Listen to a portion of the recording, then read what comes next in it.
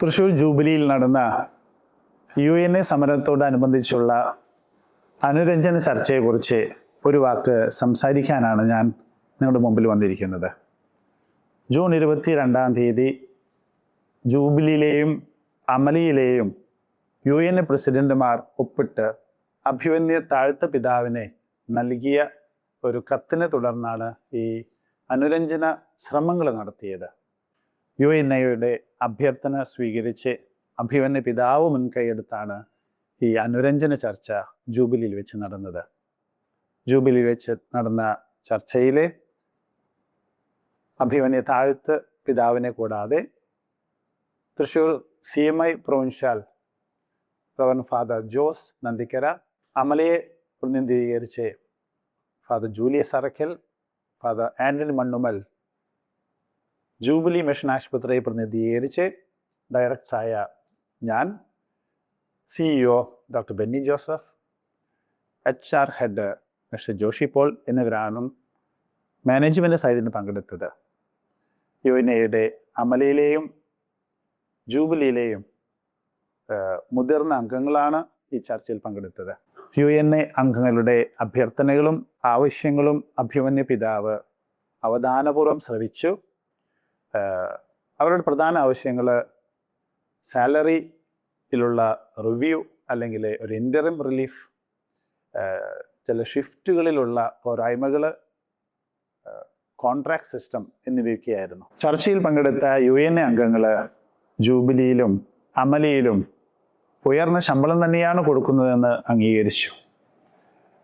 എങ്കിലും സമരം തീർക്കുവാനായി അണികളുടെ ആവശ്യപ്രകാരം ഒരു ഇൻ്ററിം റിലീഫ് എങ്കിലും അനുവദിക്കണമെന്ന് അഭിമന്യ പിതാവിനോട് അവരെ അഭ്യർത്ഥിച്ചു.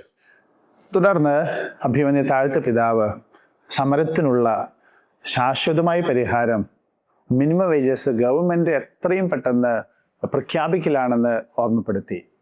അതിനായി മാനേജ്മെൻറ്റുകളുടെ പ്രതിനിധികളും സംഘടനാ പ്രതിനിധികളും ഒന്നിച്ച് മുഖ്യമന്ത്രിയെ കാണാനും തൊഴിൽ മന്ത്രിയെ കാണാനും എത്രയും വേഗം അതിനുള്ള സൗകര്യങ്ങൾ ഒരുക്കണമെന്നും യോഗത്തിൽ തീരുമാനമായി.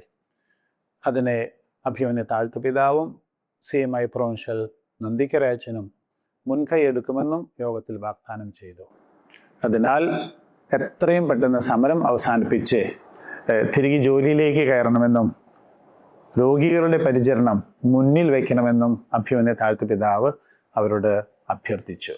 വളരെ സൗഹാർദ്ദപരമായി അവസാനിച്ച ഈ യോഗത്തിന് ശേഷം പുറത്തേക്ക് ഇറങ്ങി ഞങ്ങൾ കാണുന്നത് ജൂബിലിയുടെ ഏറ്റവും പ്രധാന പ്രവേശന കവാടമായ 3-ാം നമ്പർ ഗേറ്റിന് മുന്നിൽ വളരെയധികം UNA അംഗങ്ങൾ വഴി തടഞ്ഞുകൊണ്ട് ആംബുലൻസിൻ്റെയും കാഷ്വാലിറ്റിയിലേക്ക് വരുന്ന വാഹനങ്ങളൊക്കെ തടഞ്ഞുകൊണ്ട് ഗേറ്റിന് മുമ്പിൽ നിൽക്കുന്നൊരു കാഴ്ചയാണ്.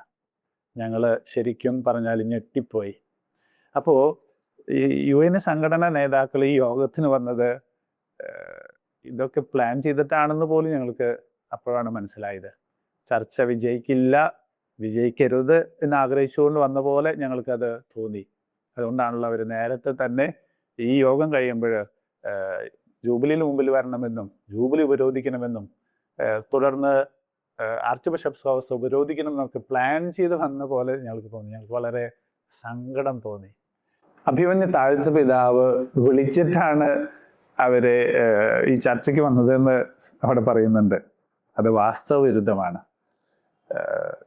ഈ UNA നേതാക്കൾ അഭ്യർത്ഥിച്ച ലെറ്റർ എൻ്റെ കയ്യിലുണ്ട്.